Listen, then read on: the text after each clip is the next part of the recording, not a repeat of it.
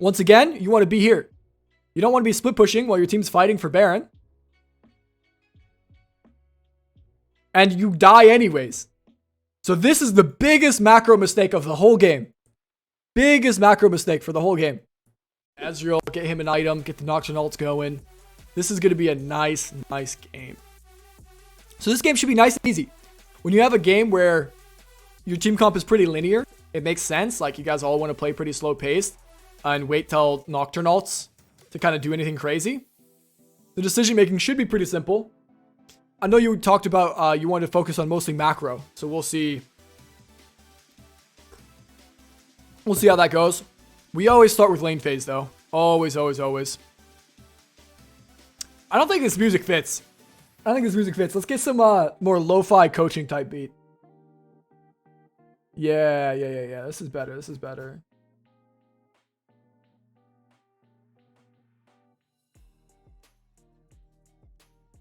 I mean, it looks like red side wins this game. But we're just going to make sure that everything goes kind of according to plan. Nice and simple. Calling it now, Hecarim's going to get fed and stomped. I don't believe so. Okay, so Garen gets a kill early on the Ornn. It's definitely going to be tricky. Now, the most common gank timer is 230, right? Because this is when the enemy jungle kind of switches sides when they're finished with their one quadrant. And you can even tell because you're Nocturne switching here. In the replay, we can see the camps, so you know Hecarim's switching here. So very likely we're going to get ganked. I call this ward timer the 230 ward timer. So after this, we typically want to go get some vision down. Like when this third wave is coming in. You're hovering on the side of your jungle. Now, are you doing this because you know that Hecarim started bottom? Or are you doing this on accident? Because if you're doing this on accident, you get killed for this a lot. Right? So that's something to think about. Our first ward's a little bit shaky.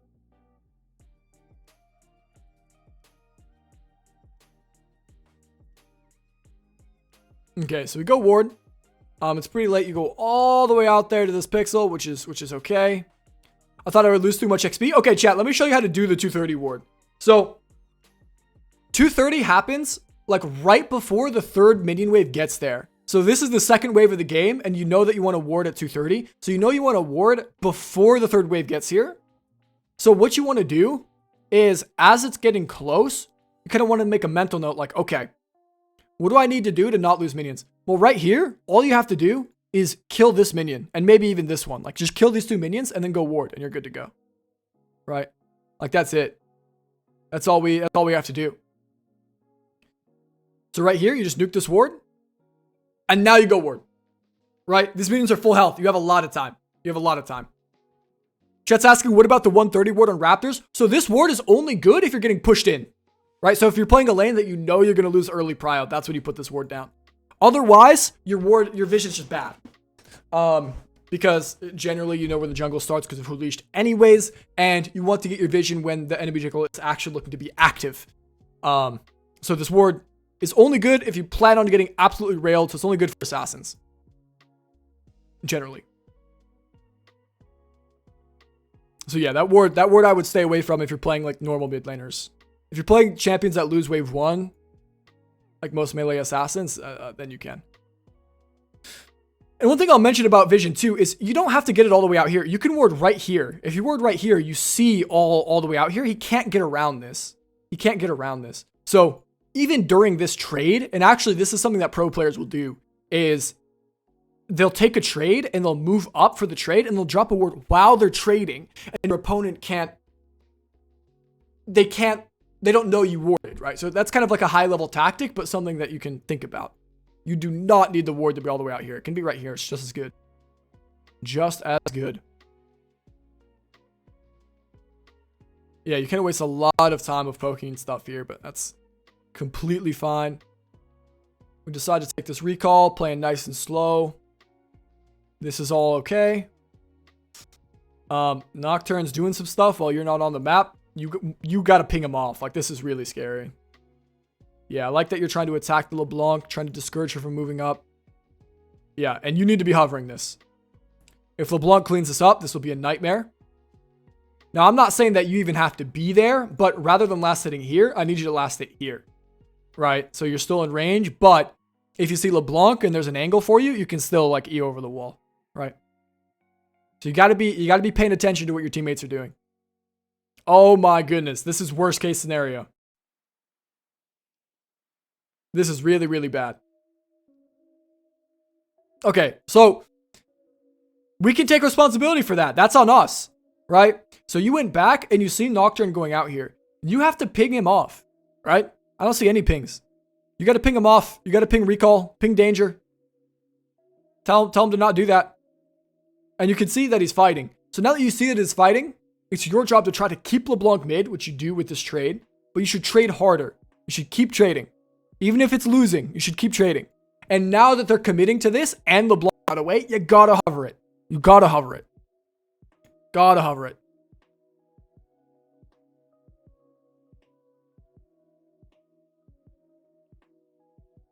Yeah, this is really bad. Our lane opponent gets a double kill. Really, really bad. So this is a macro idea. Chat, what's the piece of information we missed? What do we have to pay more attention to? Is it worth to ditch the wave? Absolutely. Right? Because think about it this way. How much is the wave worth? This wave's worth about 100 gold. Well, how much is 2 kills worth, chat? 2 kills are worth 600 gold. So you're comparing these. Well, and if you get a kill, it could be worth even more, right? Yeah. We weren't paying attention to our jungle. So it's like jungle tracking, but kind of in reverse. It's like ally jungle tracking. Yep. Absolutely. It's like ally jungle tracking.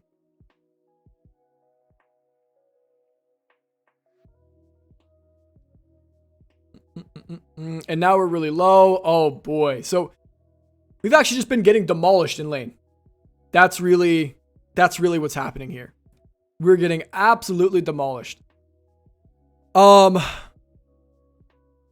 if you kill her, you might make up for it. But if she gets to get away, it's still not good because she's up. Yeah, look at this. She's up these 2 kills. The 1 kill you had was from an invade. And you guys are even in CS.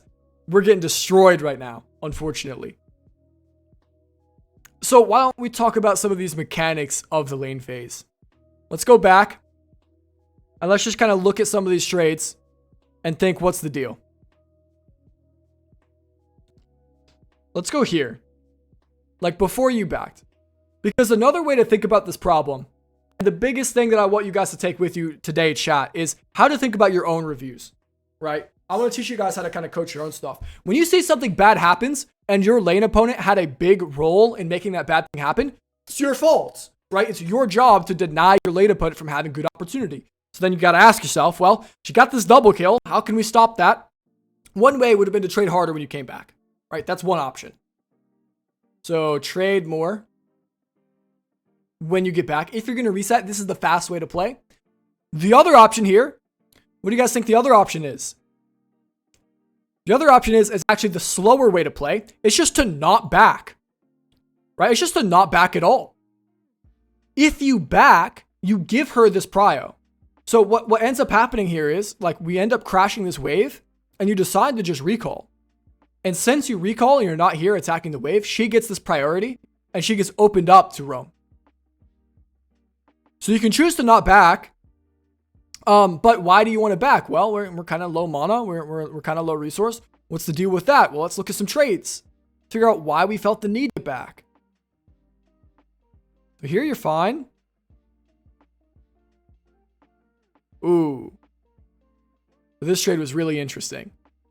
So this trade cost us a lot of our mana and a good chunk of our health, right? And she's still level 2, so she's still going to level up. So why was she able to take such a hard winning trade at level 2? That's kind of the next question. Well, let's see. Now, Kateria, are you in chat here? I'm going to play this back, and Kateria, I want you to tell me why LeBlanc was able to take this trade.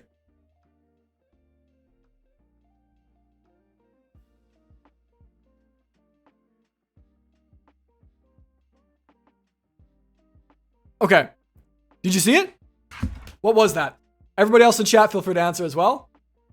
Or yeah, if it's on YouTube, in the comments. Streamed live on twitch.tv JS Method, by the way. Cannon was getting low? Not necessarily. I'm going to play it back one more time before I give you guys the answer. Okay, here it is. Here it is. Anybody see it that time? Beautiful. Tycho got it. It's the Azir Q. So here, you're actually up a level. So you're up a cooldown. But the second that you Q forward like this, she's like, oh, he can't actually do anything anymore.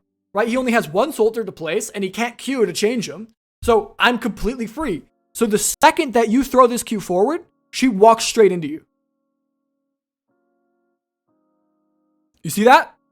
The second you throw that Q, she walks straight into you. And you take this kind of losing trade and you waste a lot of mana.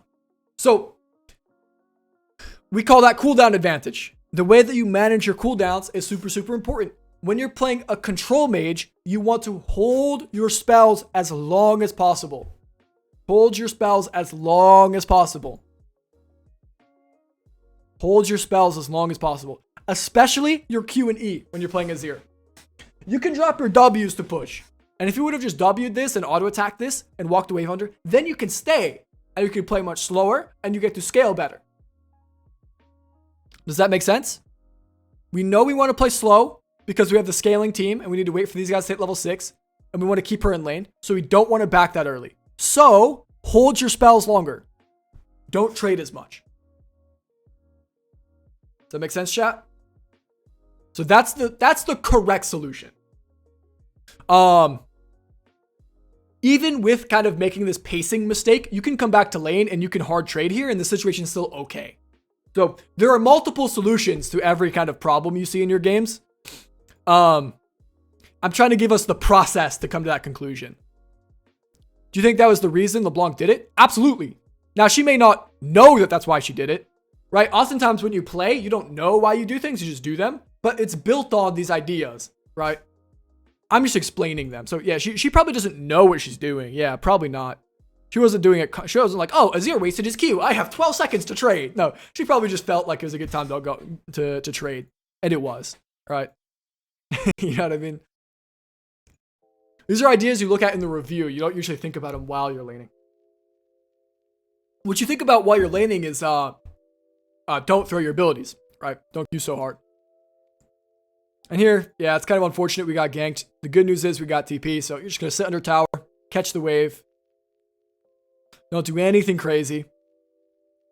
We're just going to chill. Nice. Let's see. We're going to speed it up a little bit here. Yeah, and now you don't even need to TP because it's a cannon wave. We got our lost chapter. Okay.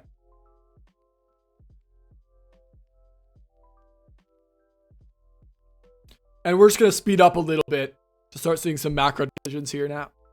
And we'll slow down at the next kind of big moment. Okay, so there's a big fight top. And you know that LeBlanc is going there, right? So I love that you ping Mia a lot. However, you typically want to ping where it's most... Oh, wait. Were those LeBlanc's pings? Those were LeBlanc's pings. Oh, no. You did ping a lot. I like these pings. Generally, you want to put them where you think she went as well. So if you know there's stuff fighting, you want to ping Mia mid, and then you want to ping up the river, right?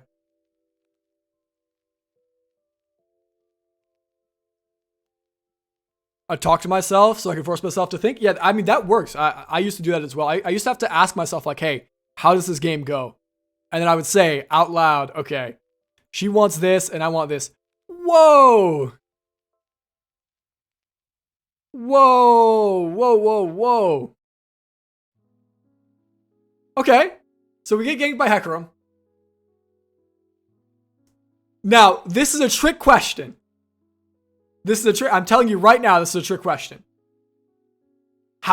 What skill are we missing? How do we know we should not have taken this? What skill are we missing?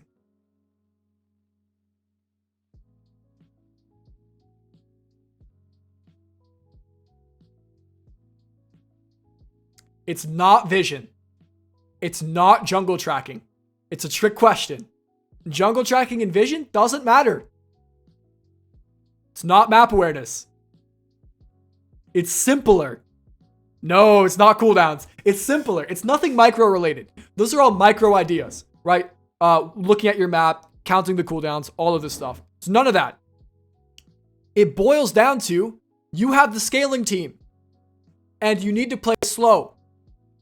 So why would you ever all in her, right? You should know from champion select, the second that you pick Ornn Azir, that you're never taking this all in by yourself in a 1v1, right? You need to play off of Nocturne's ult cooldown. So you're never doing this unless she makes a big mistake. But she didn't make a big mistake, right? She didn't waste her cooldown. We didn't have some obvious vision or something that made it easy. So just because the pacing of the game, it's actually much more fundamental. Like there's nothing mechanically wrong with this idea, right? Like the mechanics of it are fine. Like we could talk about optimize, like, hey, wait for her to dash or, you know, have better vision in lane, whatever. But you got to know you're playing Azir versus LeBlanc. You got to just farm here, dude. You got to just farm.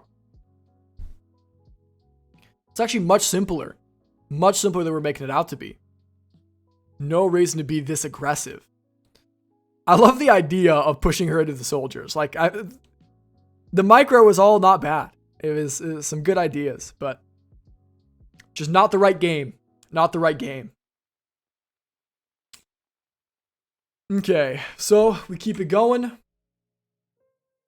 now look at this. This is a nightmare, right? LeBlanc's 2-0. She's up CS. She's been having an impact on the map. And we haven't gotten anything, right? Like, we haven't helped at all. The one kill we got was from the invade. We've done nothing with the lead we got from it. We're getting stomped right now. Absolutely stomped. This coaching was from a free coaching session ran over on my Twitch. You can join the next free coaching by joining my Discord. The link will be in the description below and scrolling down to the free VODs channel. All you have to do is drop your replay file in this channel and then show up to Twitch at the designated time to enter the giveaway. We're planning on doing about one per week. I hope to see you guys in the next one. Enjoy the rest of the video. Team comp forces, yeah, to play slower, yep. Maybe not defensively, but you need to know where your opportunities are at through the Wincons, right? We call this Wincons. You have to figure out what your win conditions are, and that decides where you play. So they have LeBlanc, they have Hecarim, they have Garen. Like, they want to fight heavily.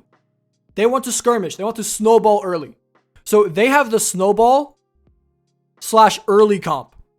You guys have the, well, scale plus Nocturne ult.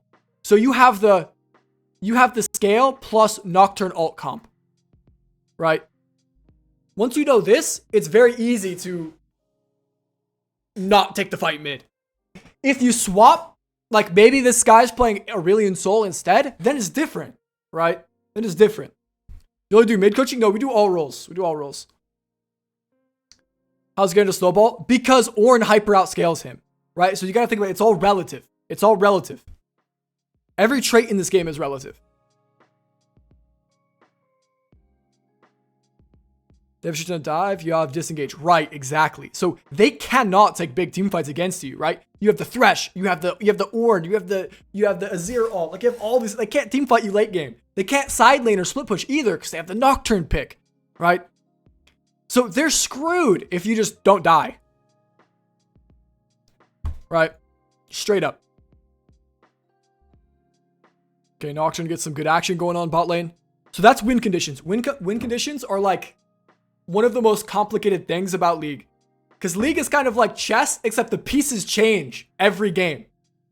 And that's one of the hardest parts about League. You got to understand how the different pieces move and how to play when your team has a unique set of pieces and their team has a unique set of pieces. That's the hard part about macro. League macro ideas are simple once you know how the pieces move. So every game, you have to recognize that you have unique pieces. And you have to ask, how do they move compared to the enemy pieces?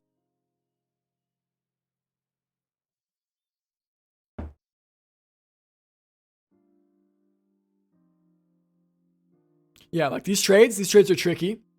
One thing I will tell you about just general laning against a champion like LeBlanc, if you're playing Azir and you're getting hit by LeBlanc W, and you're not killing her for it, you have made a micro mistake. You have made a micro mistake. So here, you're chilling. Things are going fine. She walks forward. You drop the W. You get the auto attack. She Qs. You need to be pathing straighter away. So do you see how you're clicking kind of in an angle and her W is able to hit you here? That's a mistake. Your biggest advantage as a control mage is your range. So if you're getting hit by these short range abilities like LeBlanc W, it's a big mistake. And then you kind of eat like a weirdo. So yeah, but anyways. Yeah, and you can see this is a pretty losing trade for us.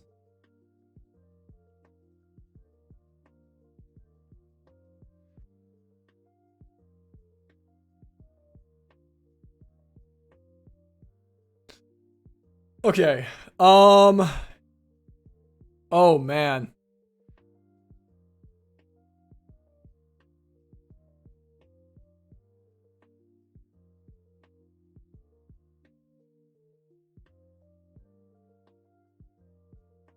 So now we're just chilling. This I like.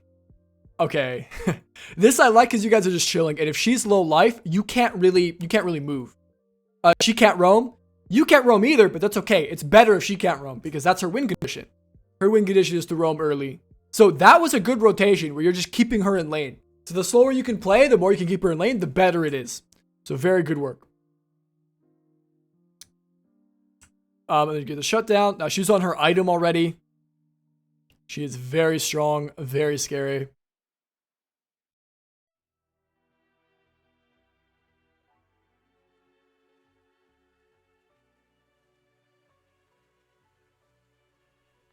Oh, and we just get solo killed again. So when she's on her item, you can't fight her. Right, walking forward here, super scary. I mean, this whole game, if I had to summarize this game, it would come down to a pacing problem. Here you get hit by a W again, actually. So you get hit by a W, it's tough. You can see she drops this W. It's because you stopped. You just need to keep clicking back, right? Just had to keep clicking back. Nothing crazy here. Nothing crazy. Is there a list? Not really, but you can look it up and you can ask people. Like that's the best tools. If you don't know how certain champions work, look up their LoL wiki, read the champion, read the abilities, read the scaling numbers, and then just ask a friend. Like, hey, does this guy do AP or AD? Like, does he scale compared to this guy? And remember, it's all relative. It's all relative.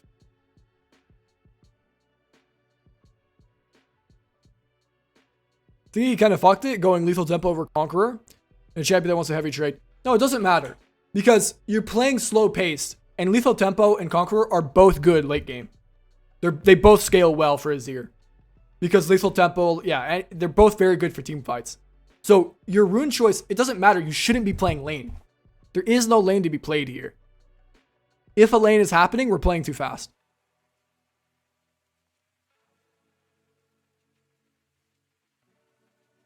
Or the lane, that's a bad way to articulate that.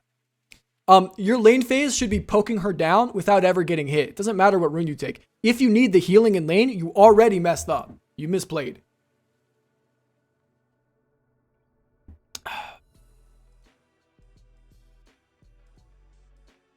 Nice, we get the kill. Yeah, Nocturne's top, so we don't want to go bottom. Nice. You decide to stay. That was a little bit funky. We got some good vision on Hecarim. This is great. Helps our team out quite a bit. We're going to recall. Nocturne's going to recall. We're going to be on tempo for Dragon. Life's going to be great. Very good pings. You knew that everybody was going bottom. You tried to tell them to go back. They didn't. Happens. Happens. Yeah, look at this LeBlanc, man. She's up 700 gold in lane. So definitely tough.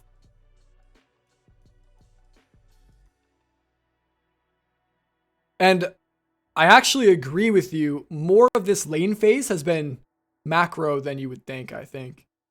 Like win conditions is a macro concept. And it's been like a pacing problem and a win condition problem more than anything. And then there were some mechanics in lane that we can talk about. Like, you got to space the LeBlanc W a little bit better. You have to play a little bit more pokey and less all-in-y. And those are important for playing a control mage, especially one like Azir.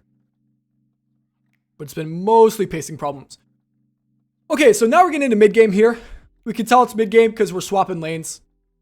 Now, biggest thing when you're playing a control mage in the mid-late game is that you're farming when you can, but also when there's an important fight happening, you're there.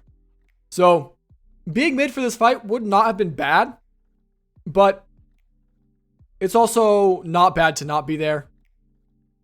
Right? We're farming up here. You're letting your team just handle it, and there's no objective. But on the next objective, we gotta be there. Pull a block bottom. It's completely fine. You should just leave. She really wants you to be bot lane. That's what makes her the happiest. Yep, so you recall. You're thinking about going top lane just in case with the TP.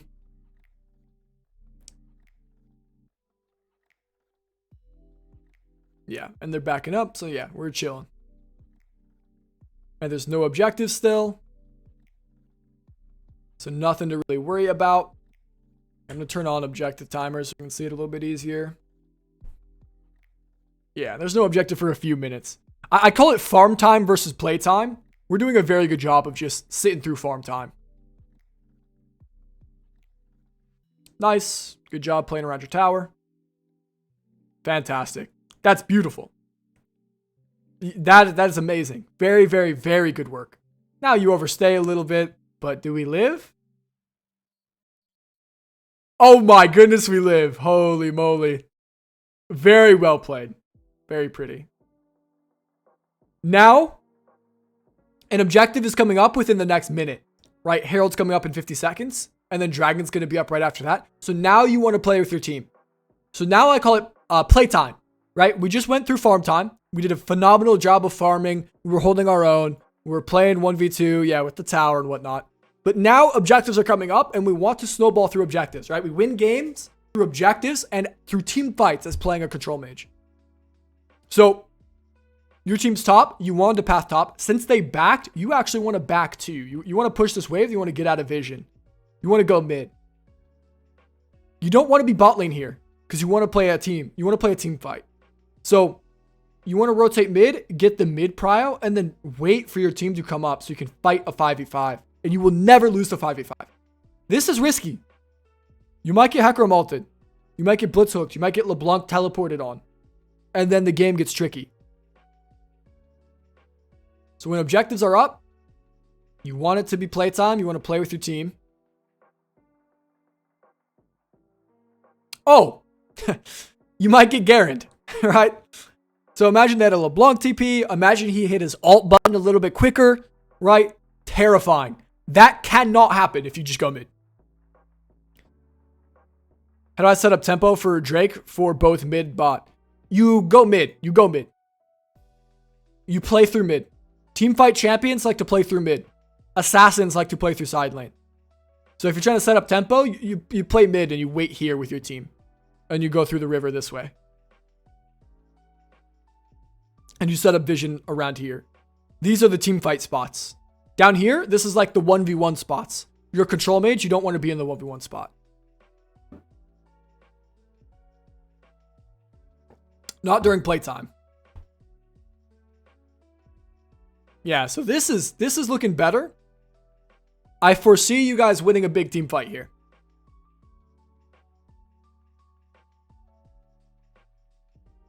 We still kind of have to play around the Nocturne ult. Oh, you cannot back because your team's here. All right, you got to stay with your team. Good. You decide to stay. It's perfect. Yeah. And you just can't lose this way. Beautiful. Beautiful. So earlier, you go bottom, GAREN almost kills you. You have to use ult and everything just to get away. You go mid, free win. You cannot lose. That's what control mages are all about. And we're doing this because objectives are up. So we want to play with our team. We want to fight. We want to, win the game. Playtime, baby. Playtime versus farm time.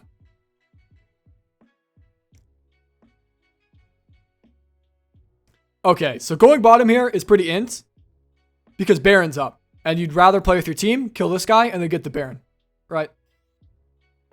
Now, maybe you've decided that your team's not playing for Baron because you're playing in low elo or whatever, and sometimes that's okay. Like sometimes low elo teams don't go here.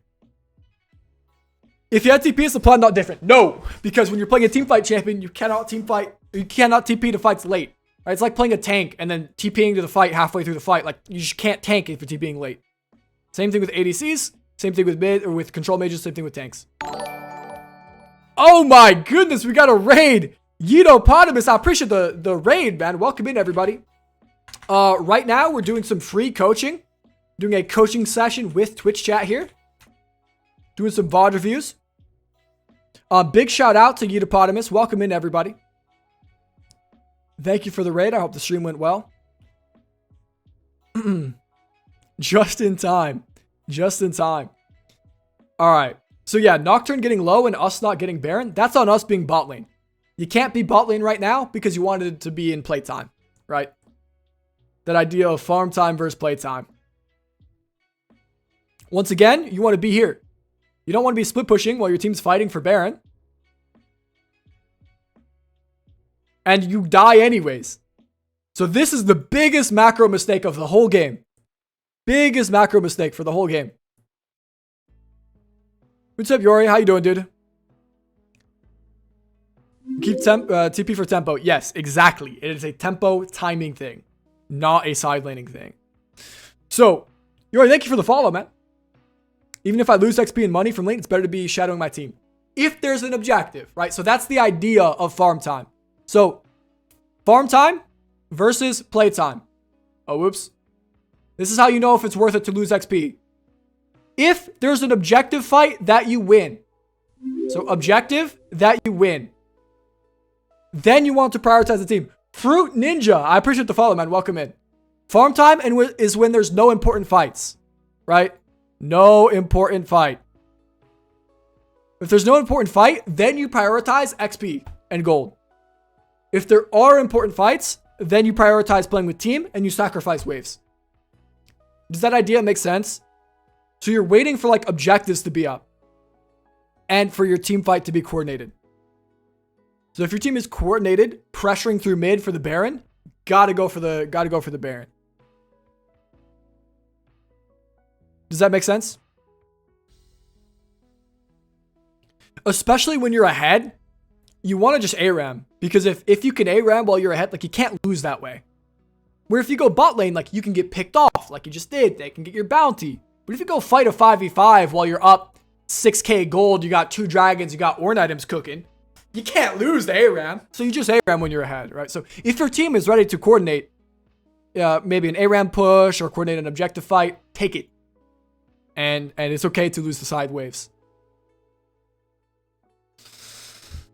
All right, so this game keeps going along.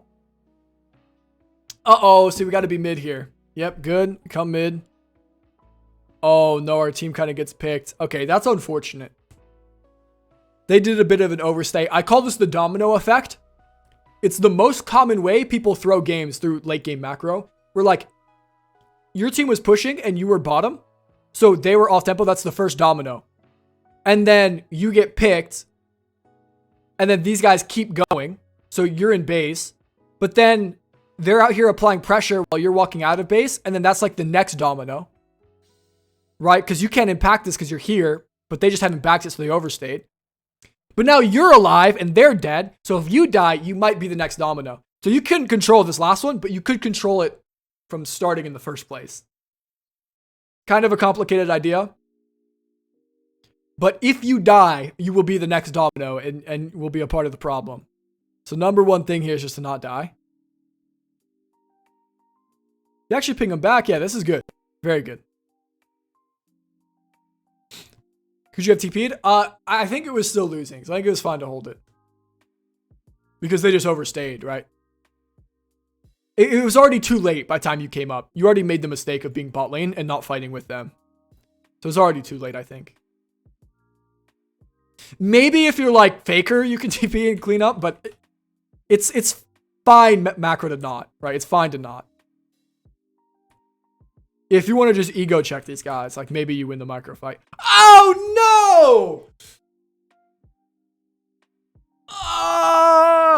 Where should we be right now? Where should we be?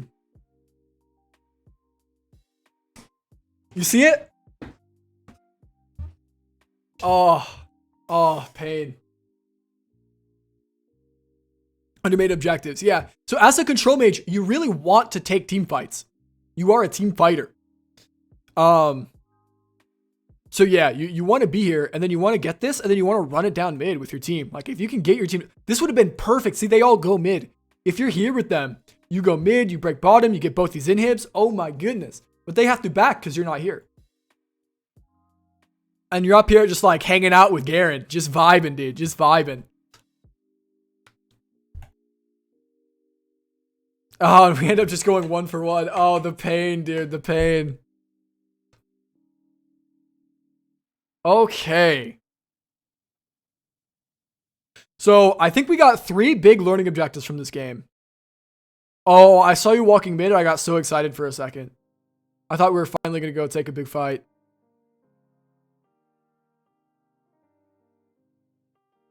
Oh my goodness. Okay, at least your team is smurfing it, dude. Holy moly. Okay, so you TP really late. Yeah. So we just weren't here for the fight. Gotta be there for the big fights. And if you're really far ahead, man, and you're playing a control mage, just ARAM it. Just ARAM it. That's how you win. Okay, we're gonna play the rest of this on 8x for the culture.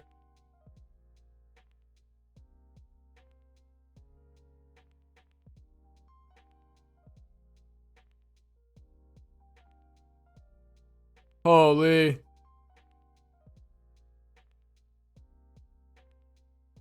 Holy moly. Trying to change my champ pools. I one-tricked a troll champion. Azir's the only mid. I mean, Azir's a pretty troll champion. I'm not going to lie. But it is what it is. Okay. So we have 3 big takeaways. 3 big takeaways. The first one, it's just win conditions. So we got to understand kind of how the teams both win. So this is something, you got to understand how both teams work. Both teams. You got to know, since you have Ornn, like we outscale this guy really hard. And they have LeBlanc. LeBlanc wants to 2v2 really hard. So that we have to, you can't play really early game because that's her win condition. So that also means that reaffirms that you're the scaler since she wants to fight early game so much. So win conditions, you want both teams, and this changes every game. Changes every game. So this game, you got to play much slower because you guys are the scalar comp, and you got to play around like the Nocturne pressure. Okay, so that's really, really big. The second thing, I'm going to call, there's 2 different ways you could say this. I'm going to say teammate pacing, or I'm just going to call it pacing. Pacing. You could also say tempo, so I'll say /tempo, right? A lot of people like to use the word tempo here. They mean the same thing. And what I mean by this is you have to play with your teammates' pacing and your team's win conditions pacing. So you know you have the scaling team. Scaling equals slow. Right? You gotta play slow. The other part to this is pay attention to your teammates. Pay attention to your teammates. Pay attention to teammates. You need to stay on tempo with your jungle. Right? So this game, we actually struggled to track our own jungle, which is kind of funny. We had to track our own jungle more than the enemy jungle. And then the last part is playtime versus farm time. Playtime versus farm time. Okay. Any questions from Katiri? What's up, Phoenix? If you're low elo, you should not play Azir or Aphelios. I agree completely. Oh, my face cam's in the way.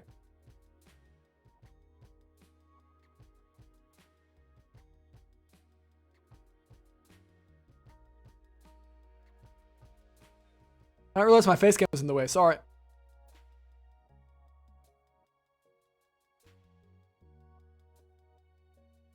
Cruise water? Okay, I love it, dude. I love it. That makes me so happy. All right, let me, Cyber EXE. I DM'd you the screenshot on Discord.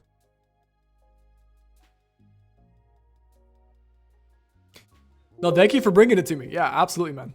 It's absolutely a blast.